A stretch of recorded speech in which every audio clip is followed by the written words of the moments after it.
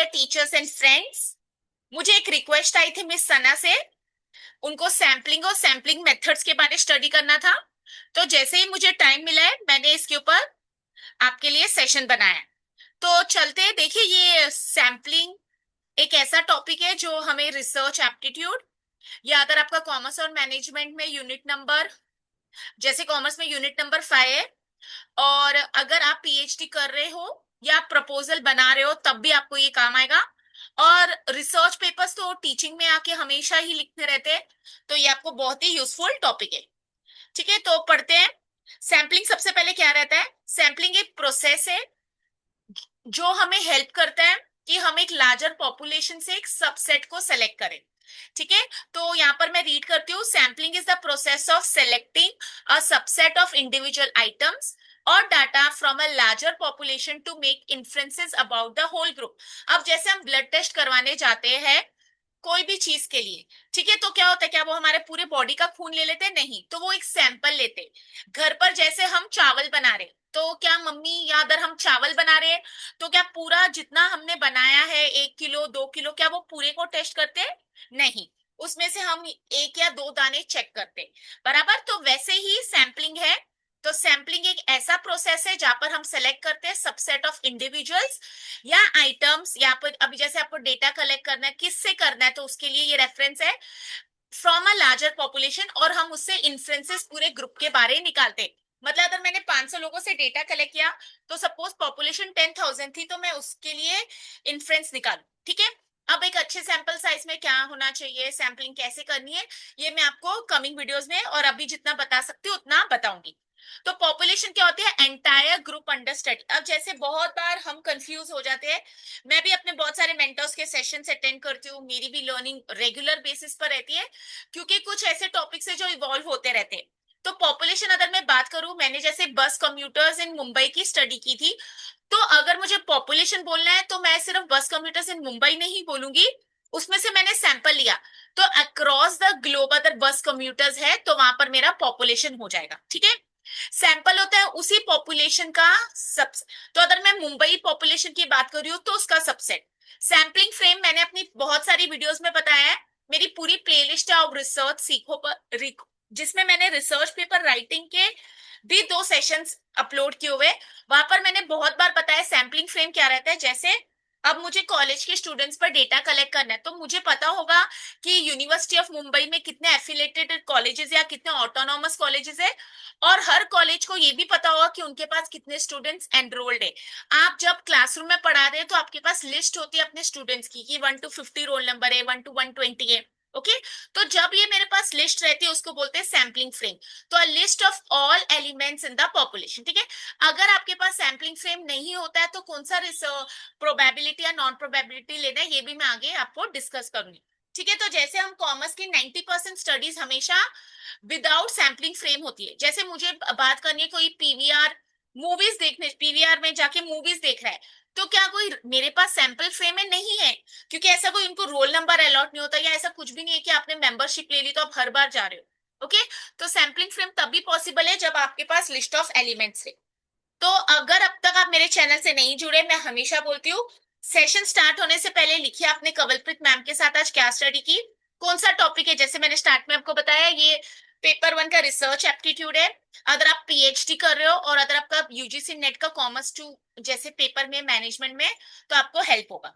और ये ऐसा टॉपिक है जो आप लाइफ लॉन्ग जब भी टीचिंग में रहोगे, आपको रिसर्च पेपर्स लिखते हैं, पीएचडी करनी है, तो उसके लिए आपको हेल्पफुल है। ठीक है, तो I am hoping that you know what is sampling by now, what do we mean by population, how we come to the sample and what is a sampling frame. ठीक है, अगर मेरा सैंपल गलत निकला तो मेरा पॉपुलेशन के ऊपर इन्फ्लुएंस भी गलत निकलेगा। तो why sampling? Because it saves time and efforts. फिर ये डेटा कलेक्शन जब बहुत ज्यादा होता है तो हम उसमें से सैंपल सेलेक्ट कर लेते हैं, and it is not feasible to collect data from the entire population. It enables generalization of results in probability. तो प्रोबेबिलिटी में जनरलाइजेशन मतलब what is applicable to the sample, the results derive from the sample will be applicable to the entire group of population also. ठीक है, तो ये इसके reasons. अब different types of sampling methods है हमारे पास। सैम्पलिंग मेथड्स को ब्रॉडली हम डिवाइड करते हैं प्रोबेबिलिटी और नॉन प्रोबेबिलिटी में। ठीक है, अब प्रोबेबिलिटी में और नॉन प्रोबेबिलिटी में क्या फर्क है, पहले वो डिस्कस कर लेते हैं, फिर आगे एग्जांपल्स के साथ ये भी कॉन्सेप्ट को क्लियर कर ले। Probability sampling, each element has a known and non zero chance of being selected. ठीक है, मतलब अब जैसे हम हाउजी खेल रहे हैं, आपको गेम पता है, तंबोला कहते हैं कुछ लोग उसको। तो वहां पर अभी कैसा है ना, 1 to 99 की अगर हमारे पास लिस्ट है, तो ऐसा होता है ना कि सबके नंबर आएंगे, बट किसी का पहले या किसी का बाद। बट ऐसा नहीं होगा कि उसमें से हमने पहले ही 80 को हटा के रखा है, then it amounts to cheating. तो जहां पर चांस होता है कि हर एलिमेंट को मिलेगा चांस ऑफ बीइंग सेलेक्टेड, उसको। यहाँ पर अभी एलिमेंट का मतलब क्या, जैसे अभी मैंने तंबोला में बोला तो उसकी कॉइन्स नंबर्स वाले, ठीक है।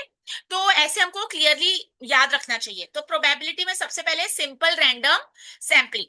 यस, आप नोट्स बना के लिख लीजिए कि आज हम क्या पढ़ रहे हैं। मैं पॉज कर लेती हूँ।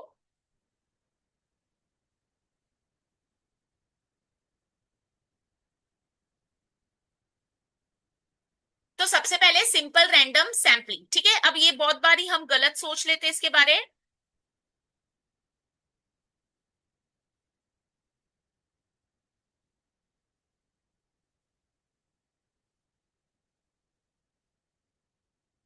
ठीक है, तो सबसे पहला क्या है, simple random sampling. Every member has an equal and independent chance of selection. Independent मतलब किसी और पर डिपेंडेंट नहीं है, ओके। तो यहाँ पर इक्वल है और इंडिपेंडेंट चांस ऑफ सिलेक्शन। यहाँ पर लॉटरी मेथड दिया। लॉटरी मेथड कैसा होता है कि आपने चिट्स डाल दी सपोज, और पहला जिसका आ गया तो लॉटरी मेथड। बट ऐसा नहीं है कि अगर उसमें 10 लोग थे तो 9 के इक्वल चांसेस आएंगे, because everybody has a chance of getting select. Advantages, ये सबसे लीस्ट बायस्ड है, मतलब इसमें चीटिंग नहीं हो सकती अनटिल एंड अनलेस आपने चिट्स पर सबका सेम नाम लिखा है। और ये इजी टू कैलकुलेट है, फाइंड आउट करना, एनालाइज। इसके डिसएडवांटेजेस क्या, requires complete list of population. तो अगर आपके पास 500 लोग हैं तो 500 लोगों के आपको नाम बनाने पड़ेंगे, ठीक है। Next, systematic, select every nth के item from a list after a random start. ठीक है, अब जैसे मैंने ना क्लास में 100 बच्चे, तो every 10th student will be selected. तो फर्स्ट के बाद 10th, फिर 10th के बाद कौन सा नेक्स्ट 10th आगा उसको सेलेक्ट करोगे। ठीक है, example 10th, 20th, 30th, 40th। तो आपने डिसाइड कर लिया कि एवरी 10th वाला। तो ये जो हमने डिसाइड किया ये सिस्टमैटिकली हमने किया। तो यहाँ पर क्या हो जाता है, रैंडमली हमने स्टार्ट किया, मतलब 1 to 10। अगर हम तो 1 to 15 कर रहे हैं तो फिर डायरेक्टली 30, 30 के बाद 45, तो मल्टीपल्स ऐसे आप डिसाइड कर सकते हैं। इसमें एडवांटेजेस क्या है, ये सिंपल और टाइम सेविंग है। और यहाँ पर डिसएडवांटेजेस क्या हो सकते हैं, इसमें बायस आ सकती है, क्योंकि अगर मुझे अगर ऐसे 1 to 15 में से पता है कौन से ज्यादा लेने हैं, ऐसा मतलब ये वाले मैंने 1 to 12 क्यों नहीं लिया, मैंने 1 to 15 क्यों लिया, 1 to 10। तो यहाँ पर बायस आ सकता है। स्ट्रेटिफाइड सैम्पलिंग क्या रहती है, यहाँ पर हम पॉपुलेशन को डिवाइड करते थे कोई भी स्ट्राटा में ग्रुप्स पर, जैसे जेंडर तो मेल फीमेल, ठीक है, या तो एज ग्रुप्स तो हम कर देते हैं 0 to 10, फिर 10 के बाद वाले, फिर 11 से 20, 21 to 30, ओके। तो on some strata, then sample random from each group, फिर उसमें से हम सेलेक्ट करते हैं। यहाँ पर क्या होता है, ये क्लैरिटी और मिल जाती है, बहुत इजीली पड़ जाता है कि एकदम प्रिसाइज डेटा कलेक्ट होगा, सैम्पलिंग एरर कम हो जाएगा। अब सैम्पलिंग एरर का मतलब क्या है और वो कौन से रीजन से होता है, ये हमारे नेट के क्वेश्चंस रह चुके हैं, मैं आने वाली वीडियोस में डिस्कस करूंगी। और इसके डिसएडवांटेजेस क्या होते हैं, it requires detail population information. तो आपको इन्फॉर्मेशन चाहिए, जैसे अब पंजाब में जाके डिस्ट्रिक्ट पर बात करें तो कितनी डिस्ट्रिक्ट से आप कैसे डिवाइड करोगे, कौन सा स्टार्टा रखोगे, तो ये आपको पता होना चाहिए, ठीक है। फिर इसके बाद आता है cluster sampling, divide population into clusters. अब जैसे स्कूल्स, विलेजेस, और रैंडमली हम सेलेक्ट करते हैं सम क्लस्टर्स एंड स्टडी ऑल और सम एलिमेंट्स इन देम। ठीक है, तो यहाँ पर हम क्लस्टर्स ग्रुप्स के हिसाब से बात कर रहे हैं। तो क्लस्टर्स में स्कूल्स, विलेजेस, मैं आपको एग्जांपल्स दूंगी तब आपको ये क्लैरिटी और मिल जाएगी। ठीक है, ऐसे कभी भी हमें डाउट होता है ना तो हमें एग्जाम्पल से पढ़ना चाहिए। नेक्स्ट है हमारे ये कॉस्ट इफेक्टिव है लार्ज पॉपुलेशन के लिए, क्योंकि हम इसको क्लस्टर्स में डिवाइड करें, और यहाँ पर हायर सैम्पलिंग एरर हो सकता है स्ट्रेटिफाइड से। ठीक है, तो ऐसे डायरेक्ट क्वेश्चंस नेट सेट में आते हैं। मल्टी स्टेज, अब देखिए नाम से ही समझ आ रहा है, combination of multiple sampling methods, मतलब पहले क्लस्टर सेलेक्ट करेंगे, फिर सिंपल रैंडम सैम्पलिंग। तो मल्टी मल्टी स्टेज, पहले एक स्टेज पर हमने दूसरा सेलेक्ट किया, दूसरे स्टेज पर हमने दूसरा सेलेक्ट किया, ओके। तो यहाँ पर ये फ्लेक्सिबल और प्रैक्टिकल भी है, क्योंकि जनरली ऐसे ही करना पड़ता है। कभी कभी आप जाके पहले विलेजेस आपने डिसाइड कर लिए, फिर विलेजेस में कौन से घरों से डेटा कलेक्ट करना है, वो आपका सिंपल रैंडम सैम्पलिंग हो जाएगा।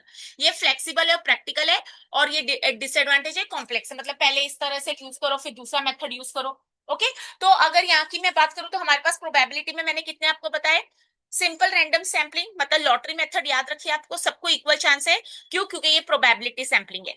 फिर है सिस्टमैटिक, मतलब हमने डिसाइड कर लिया कि every 10th, every 20th, every 30th will be selected. Stratified sampling में हमने क्या क्या नाम से समझ आ रहा है, स्ट्राटा, स्ट्राटा मतलब कोई ग्रुप, एज, इनकम, जेंडर पर हमने बेसिस पर डिस्क्राइब कर दिया है। क्लस्टर सैम्पलिंग मतलब जैसे मैंने आपको बताया स्कूल विलेजेस है, उसके ऊपर हम पहले पॉपुलेशन को क्लस्टर्स में, ग्रुप्स में डिवाइड कर लेंगे।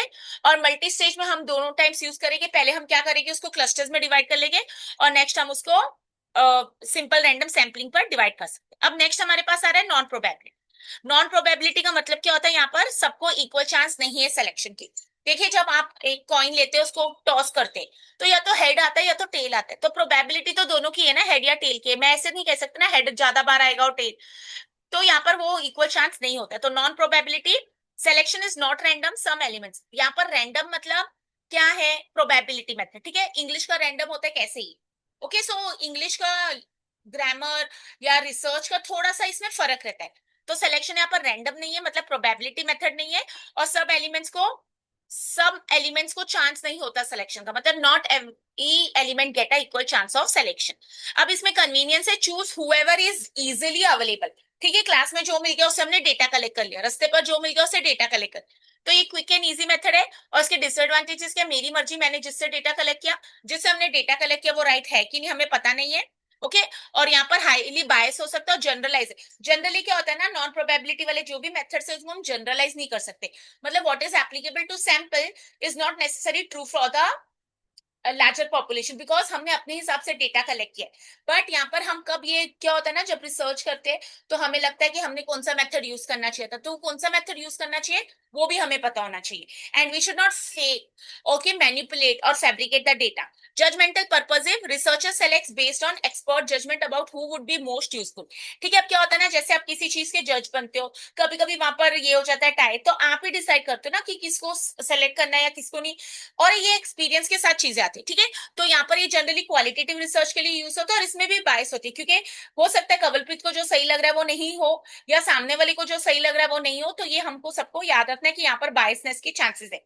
इससे कुछ लोग कहते हैं नॉन प्रोबेबिलिटी मत यूज करिए, बट अगेन आई से depending on the population, depending on the sampling, your research objectives, and फिर मैं बोलूं depending on your this sampling frame, आप ये डिसाइड करते हैं कि कौन सा मेथड यूज करना है। ठीक है, फिर हमारे पास नेक्स्ट है quota sampling. Population divide into groups and quota is filled randomly. अब कोटा क्या होता है जनरली, जैसे अगर आप बात करो, मैं यहाँ पर कॉलेज का माइनॉरिटी सिंधी कोटा ये सब, पंजाबी कोटा हो या फिर हिंदी हो, ऐसा कुछ नहीं बात कर रही हूँ, ठीक है। आपको यहाँ पर क्या याद रखना है कि कोटा कैसे, जैसे हमने एक रिप्रेजेंटेशन कर ली कि इस क्लास में से 10% बच्चे ही सेलेक्ट करेंगे, ठीक है। तो यहाँ पर 60 बच्चे, तो सपोज हमने बोला तो यहाँ फिर 6%। अगर फिर बड़ी क्लास है तो उसमें हम प्रोपोर्शनेट भी बढ़ा देंगे। तो हमने क्या किया, कोटा डिसाइड किया depending on the population. So population is divided into groups, okay, and a quota is filled non-randomly। non-randomly मतलब again non-probability। and यहाँ पर advantages क्या है, इससे representation हो जाते हैं, सबसे equally 10-10% आ गए। अगर बड़ी क्लास है तो भी 10% आ गया, छोटी क्लास है तो भी 10% आ गया, ठीक है। तो प्रोपोर्शनेट हमने किया। डिसएडवांटेजेस, ये रैंडम तो बायस हो सकती है। स्नोबॉल सैम्पलिंग कैसे होती है, जैसे अक्सर ये पूछा जाता है सेंसिटिव पॉपुलेशन, या तो which is difficult to find. अब आप कैंसर पेशेंट्स का डेटा कलेक्ट करें तो कोई वॉलंटरली आपको नहीं बताएगा कि हमें भी कैंसर है, ठीक है। या फिर ऐसी कोई पॉपुलेशन है जो हिडन है, ऐसे बहुत बार नेट में क्वेश्चन आ चुका है। तो it is use for hard to reach और हिडन पॉपुलेशंस, जैसे ड्रग यूजर्स एक्सेट्रा। और यहाँ पर क्या होता है, एक बंदा दूसरे के बारे में आपको बताता है। तो यहाँ पर सेंसिटिव और निश ग्रुप्स जहाँ से डेटा कलेक्ट करना इजी नहीं होता है वहां से।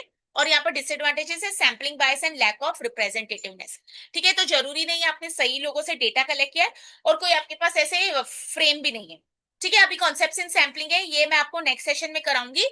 फिलहाल के लिए मैं आपको कुछ एग्जांपल्स देना चाहती हूँ, ये ऑलरेडी नेट के पेपर में आ चुके हैं कि जब पॉपुलेशन होमोजेनियस होती है तो आपको क्या यूज करना है।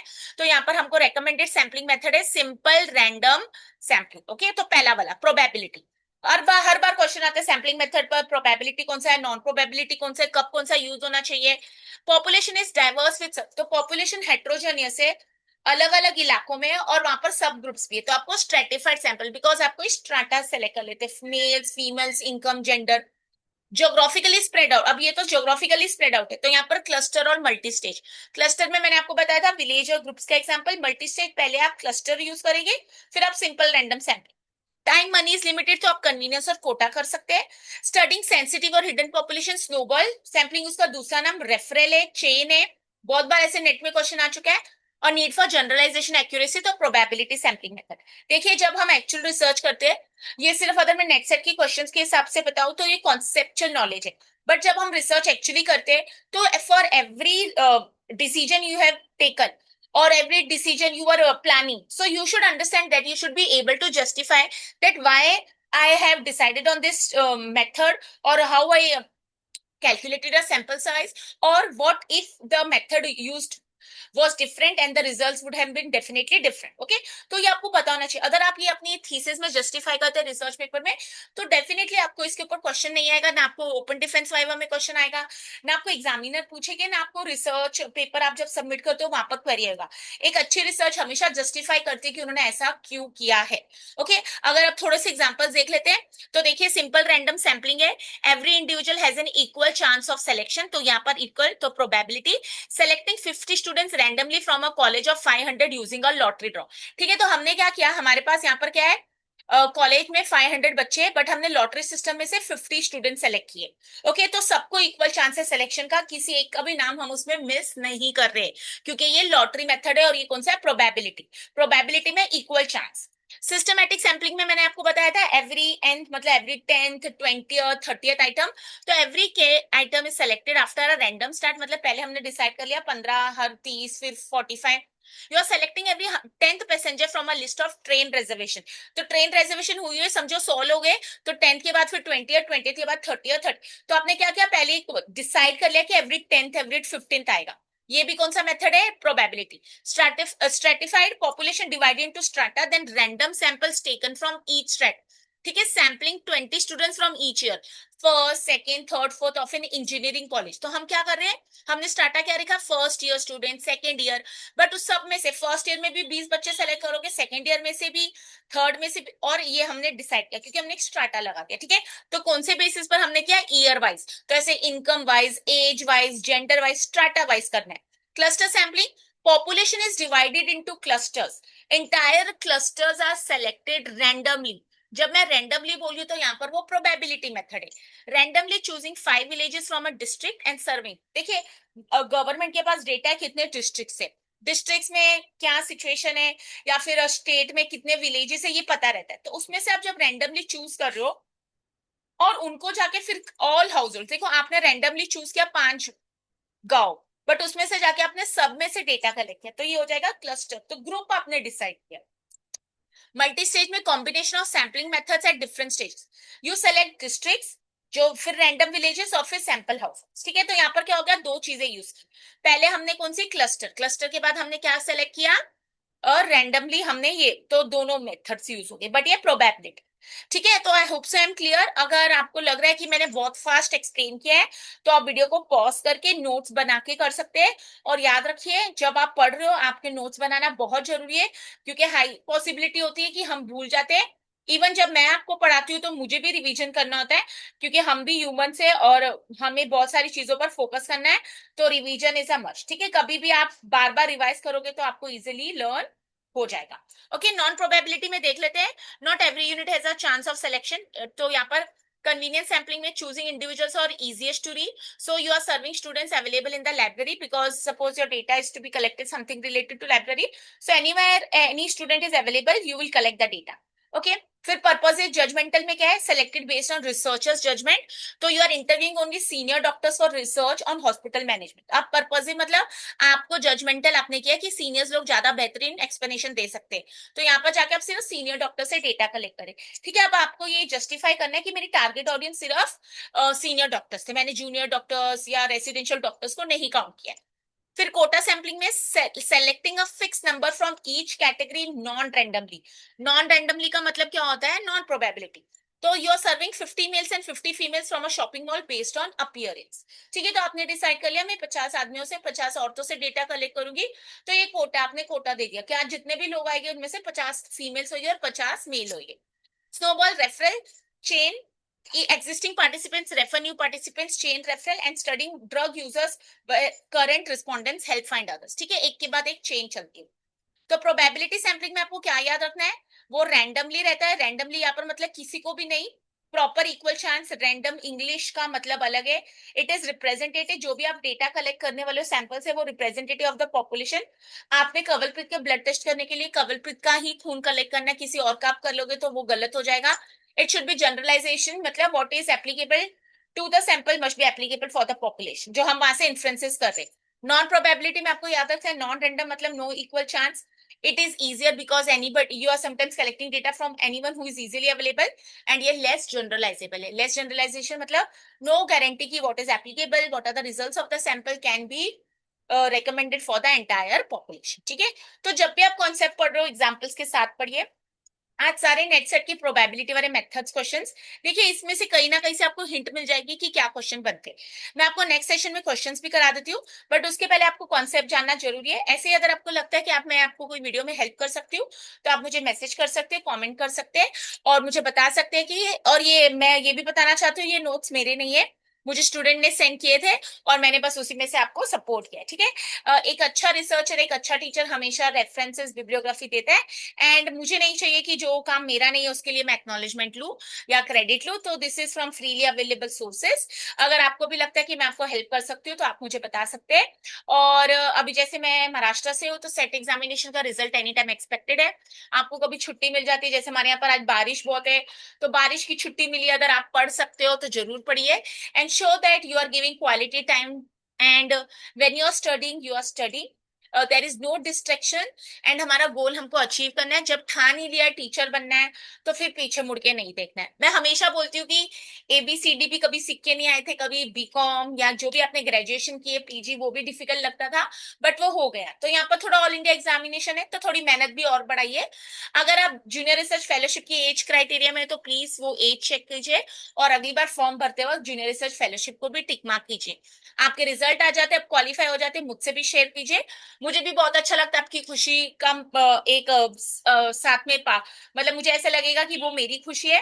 तो फिर मिलती हूँ मैं नेक्स्ट सेशन में नए क्वेश्चंस के साथ, और take care, god bless you all, may you all qualify.